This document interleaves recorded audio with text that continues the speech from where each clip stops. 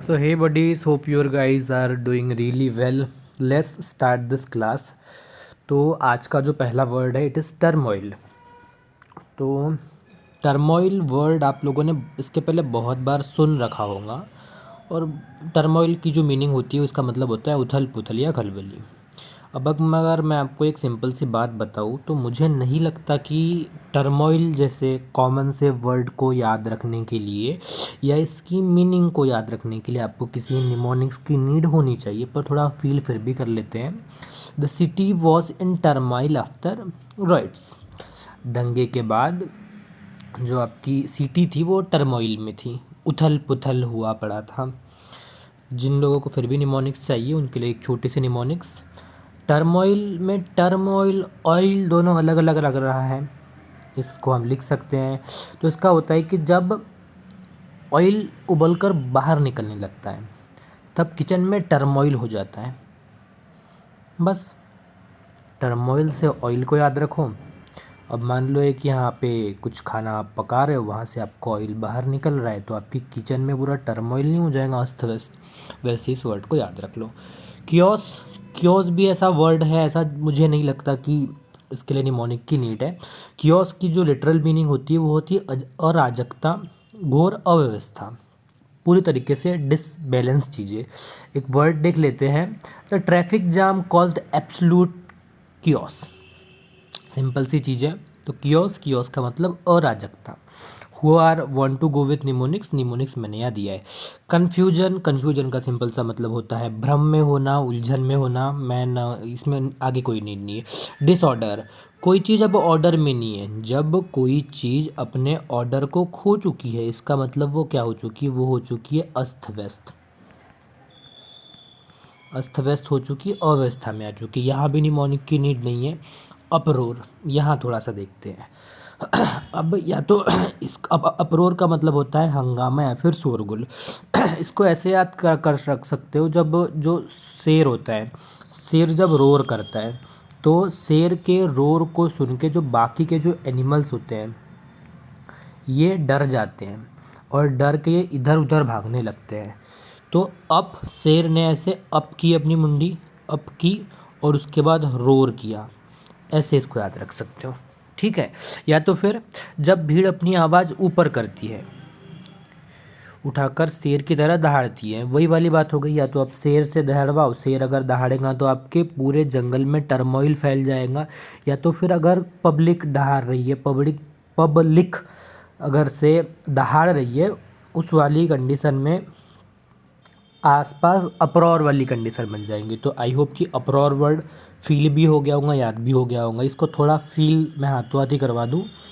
मैंने इमेजेस इसके ऐड नहीं किए. चलिए मैं इमेजेस नोट्स में ऐड कर दूँगा क्योंकि इमेजेस से थोड़ी नोट्स ज़्यादा अच्छी बन जाती है.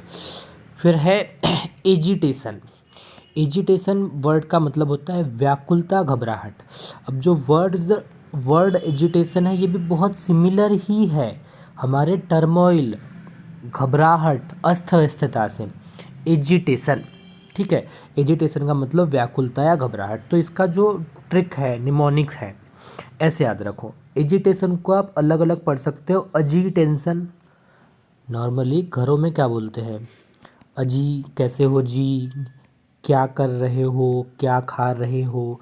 घरों में इस टाइप की वर्डिंग का यूज किया जाता है. तो वही यहाँ पर आप एजिटेशन को बोल सकते हो अजीटेंशन. अजी बहुत टेंशन हो गया है, ऐसे बोल सकते हो. अजी इतना टेंशन लोगे तो मन में एजिटेशन होंगे, घबराहट होंगी.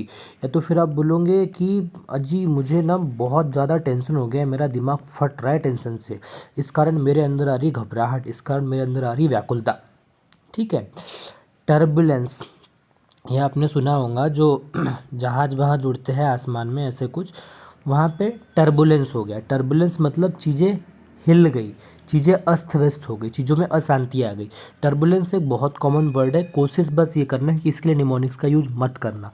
जहाँ जहाँ निमोनिक लग रहे हैं मैं वहाँ करवा रहा हूँ. एजिटेशन को निमोनिक से याद किया हमने, अप्रोर को याद किया, लेकिन ये बेसिक वर्ड है, बेसिक वर्ड में नहीं होते. फिर भी अगर कुछ को निमोनिक्स चाहिए इस सेक्शन में निमोनिक्स यहाँ लिखे हुए हैं.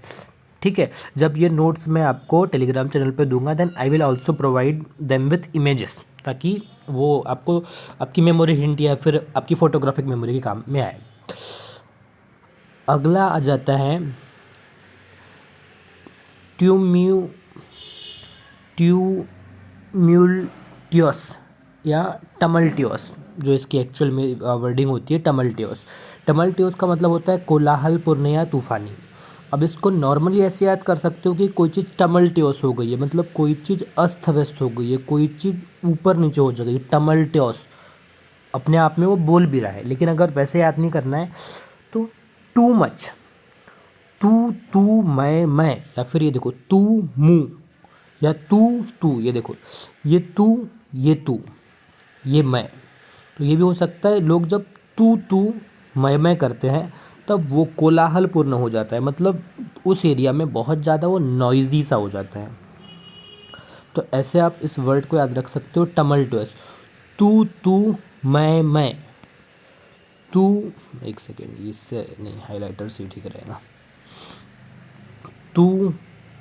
तू मैं हो गया, मतलब कोलाहल हो गया।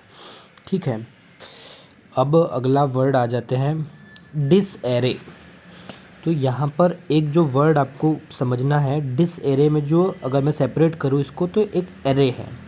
एरे को आप याद रख सकते हो अरेंजमेंट से।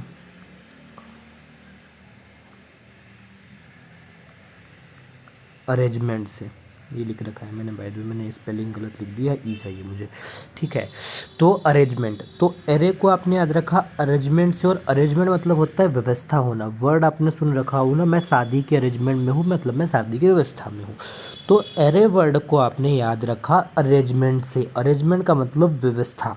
तो अगर से इसके सामने मैं डिस लगा दूँ तो ये क्या बन जाएगा, ये बन जाएगा डिस अरेंजमेंट या डिस एरे, मतलब अब व्यवस्था नहीं है। अप रेस्ट, एक वर्ड जो मैं याद करवाना चाहूँगा, सीरेस्ट नाम से एक वर्ड मैंने याद करवाया था। इसकी कमेंट सेक्शन में मुझे अगर किसी को याद हो तो बताना क्या होता है। ठीक है, क्योंकि सीरेस्ट जैसा ही एक वर्ड है अनरेस्ट। अब जैसे ही से मेरा मतलब है जैसा ही दिखने वाला, मीनिंग दोनों की अलग है। अनरेस्ट, अनरेस्ट की स्थिति हो चुकी है। गांधीयन जो मूवमेंट थे, अनरेस्ट मूवमेंट जैसे ऐसे मूवमेंट्स चला करते थे, वो आप मान सकते हो। या फिर अशांति या फिर बेचैनी, बहुत क्लियर है। अन को आप अलग पढ़ लो और रेस्ट को अलग पढ़ लो, आपको रेस्ट नहीं मिल रहा है, आप अनरेस्टफुल कंडीशन में हो। जब आप अनरेस्टफुल कंडीशन में हो तब आपके जीवन में आएंगी अशांति।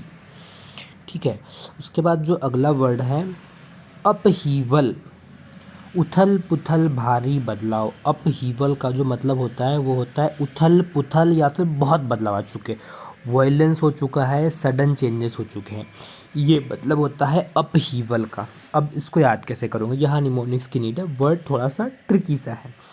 इतना पहले समझ में आ चुका है कि अपहीवल का मतलब उथल पुथल होता है, क्योंकि हम इसमें उथल पुथल वाले वर्ड्स ही कर रहे हैं। अप मतलब होता है ऊपर की तरफ, और हेव मतलब होता है फेंकना। अब आप किसी चीज़ को ऊपर की तरफ फेंकोगे तो वो क्या होगा, वो नीचे आएगा, और नीचे आकर वो टूट फूट जाएगा, वो टूट फूट कर पूरा अस्त व्यस्त हो जाएगा, या फिर उसमें बदलाव आ जाएगा। समझे? मिनट, जैसे ये वर्ड है अप हीवल। अप मतलब आपने ऊपर किया, और हेव मतलब आपने उसे फेंका। एक अलग से चीज़ याद रख लेना, हेव मतलब होता है ऊपर फेंक, सॉरी, हेव मतलब होता है फेंकना। आपने किसी चीज़ को ऊपर फेंका, और वो, सॉरी, आपने किसी चीज़ को अप मतलब ऊपर और हेव मतलब उससे ऊपर फेंका। अब कोई चीज़ जब ऊपर जाएंगी और नीचे आएंगी तो एक तो वो नीचे जब गिरेंगी तो वो पूरी अस्त व्यस्त हो जाएंगी, और उसमें भारी बदलाव आएंगे क्योंकि वो टूट गई है, वायलेंट हो जाएंगे, और उसमें सडन चेंजेस आएंगे। ठीक है, अगला वर्ड है महम।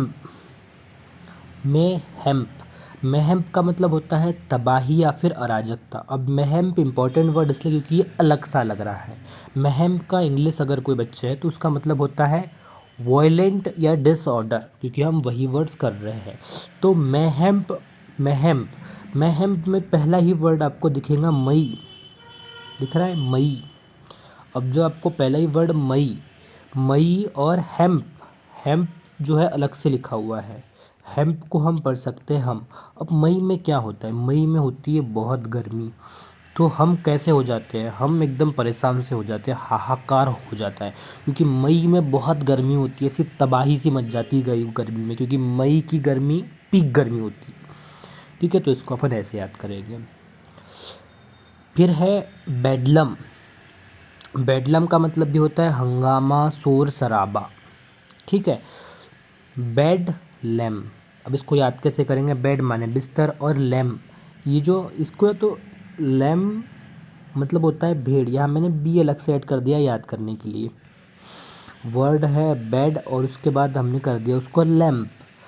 अब कोई बेड के, अरे अरे बार बार बंद हो रहा है, एक मिनट।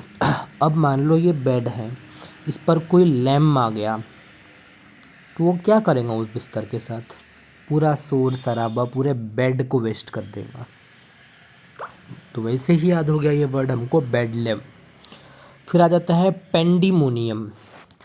पेंडिमोनियम बेसिकली इसमें एक स्टोरी है, एक होता है पेंडोरा बॉक्स। पेंडोरा बॉक्स को बोला जाता है कि ये सभी क्या वर्ड है उसके लिए, सभी समस्याओं का एक बॉक्स था, इसमें सारी समस्याएं थी। तो ये जब बॉक्स खुल गया, जब पृथ्वी अपने इनिशियल स्टेज में थी, ये कहानी है वैसे तो, पेंडोरा मतलब उस टाइम एक आदम था और एक हवा था। आदम जो था ये हमारा मेल था, आदम जो था हमारा मेल था और ये हमारी फीमेल थी। तो फीमेल के पेट में वैसे भी ऐसा कहा जाता नहीं पचता, मैं ऐसा बोलना नहीं चाहता कि पचता ही नहीं पचता। तो इसको एक गॉड ने बॉक्स दिया और कहा कि आपको इस बॉक्स को नहीं खोलना है।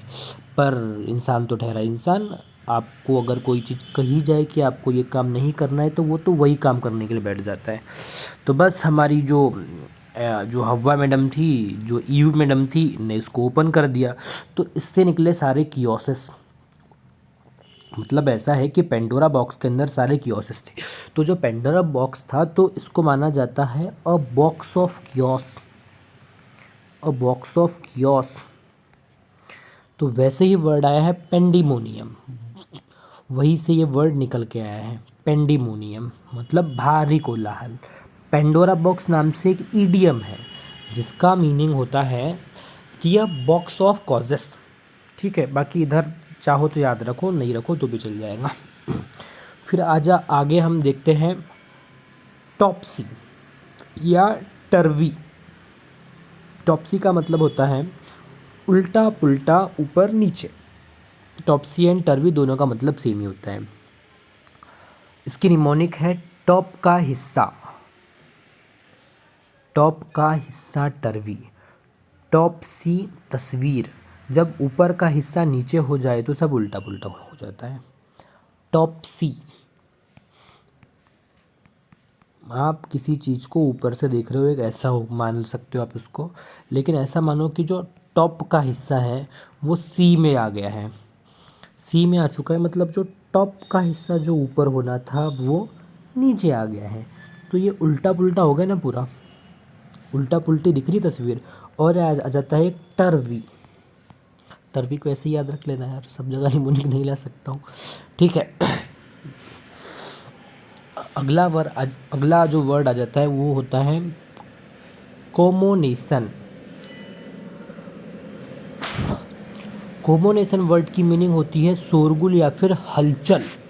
अब जो कोमोनेशन वर्ड है, कोमोनेशन वर्ड की निमोनिक के लिए मैं लिख रखा है वैसे, कम प्लस मोशन, इसको आप ऐसे अलग अलग करके पढ़ सकते हो कि कम प्लस मोशन, इसका मतलब होता है कोमोनेशन। अब मान लो कम मतलब आए, मोशन मतलब भागते हुए गति से, अगर कुछ लोग एक साथ आते हैं तो क्या होगा, शोर गुल हल्ला दंगा मचेगा, बस वही वाली बात हो गई। अगला वर्ड है हुलाबलू। हुलाबलू का मतलब होता है शोरगुल कोलाहल। इसमें क्या हुआ, अगर मैं हुलाबलू वर्ड लिखूं तो हुला प्लस बल्लू, बल्लू कौन था, मोगली में बल्लू एक भालू था, और वो क्या कर रहा है, हुल्ला मतलब वो हल्ला कर रहा है। एक मिनट, हल्ला ऐसे ही लिखते हैं ना, सॉरी, हल्ला ऐसे लिखते हैं। ये भालू हल्ला कर रहा है। अब सोचो कहीं भालू अगर हल्ला करेगा तो क्या होगा, एकदम टर्मोइल वाली कंडीशन आ जाएंगी। ठीक है, नेक्स्ट वर्ड पे आते हैं। अगला वर्ड है रकस। अब रकस जो वर्ड है ये सिमिलर किसके है, रकस जो वर्ड है ये सिमिलर है राक्षस के। रकस एंड राक्षस बहुत सिमिलर है। तो जब भी आप वर्ड सुनो रकस, रकस मतलब राक्षस, और राक्षस जहाँ आएगा वहाँ हो जाएगा हंगामा, नॉइजी कंडीशन हो जाएगी। फिर अगला आ जाता है सेम्बलेस। सेम्बलेस का मतलब होता है बदहाली, पूरी तरीके से बिखरा हुआ, सेम्बलेस। तो सेम्बलेस वर्ड को अगर आप लिखो स म ब, इतना लिखते ही आप ये समझ सकते हो कि ये बोल रहा है संभल, संभल। अब आप किसी को संभलने के लिए कब बोलोगे कि संभल के चलो, या ये जो कंडीशन है ये सही नहीं है, इसमें आप संभल के रहिए। जब उस कंडीशन में बदहाली आ जाएंगी तब आप किसी को बोलेंगे कि आप वहाँ संभल के चलिए, क्योंकि वहाँ पर कंप्लीट डिसऑर्डर आ चुका है। ठीक है, अगला आ जाता है परटर्बेशन। परटर्बेशन, परटर्बेशन का जो मतलब होता है घबराहट, व्याकुलता। अब यहाँ पर टर्बेशन, डिस्टर्ब, जब कोई चीज़ आपको अंदर से डिस्टर्ब करे, कुछ करना पड़ेगा इसका। चलो थोड़ा सा आप इन वर्ड्स को इमेजेस से याद रखते ताकि चीज़ें लॉन्ग टर्म में रिटेनिंग हो पाए, पहला। सेकंड, आप इस निमोनिक्स की बुक को आके पढ़ पाओ। निमोनिक्स की बुक में इशू यही था कि इमेजेस बड़ी कम थी। हम जब बच्चे थे बड़ा इंटरेस्टिंग लगता था पढ़ना, लेकिन जैसे ही बड़े हुए बुक ऐसी बड़ी बड़ी बल्कि बल्कि आने लगी, बिना इमेजेस के आने लगी, तो यही एक छोटा सा गैप था। मुझे फील हुआ कि we need to fill this gap, so I come with this content, hope you like are. ठीक है, जो हमने एक वर्ड पढ़ रखा था हल्ला बल्लू। अब सोचो अगर एक ये भालू है तो इसको देख के सब लोग हल्ला करेंगे, या तो फिर ये भालू हल्ला कर रहा है। तो ऐसी वाली कंडीशन में ये जो इमेज हो गई ये हो गई क्योस वाली। अब सोचो कहीं पर अगर राक्षस आ जाए तो वो कंडीशन क्योस वाली होंगी। राक्षस, राक्षस के लिए हमने राक्षस वर्ड याद रखा था। ठीक है, अब ये राक्षस मार्केट में घुस आया है तो आप सबको क्या बोलोगे, भाई संभल जाओ, भाई संभल जाओ, भाई संभल जाओ। तो उससे वर्ड आया, उससे हम वर्ड याद रखेंगे सैम्बल। ठीक है, एक याद रखा था हमने कमोशन। अब सोचो एक ऐसा मार्केट है जहाँ पर भालू चिल्ला रहा है, राक्षस आया हुआ है, तो सब लोग इधर उधर भागना नहीं चालू करेंगे, वो बोलेंगे कम एंड मोशन में आ जाओ। तो उससे क्या होगा, एक टर्मोइल वाली कंडीशन स्टार्ट हो जाएंगी। अब तुम बैठ के ये सब चीज़ें देख रहे हो तो तुमको हो गया एकदम स्ट्रेस, तुम हो गए एकदम डिस्टर्ब। तो तुम्हारे लिए वर्ड बना परटर्बेशन। आई होप यहाँ तक आपको समझ में आया हो। आया हो तो लाइक कर दियो। Thank you. कहाँ से बंद करूँ इसको।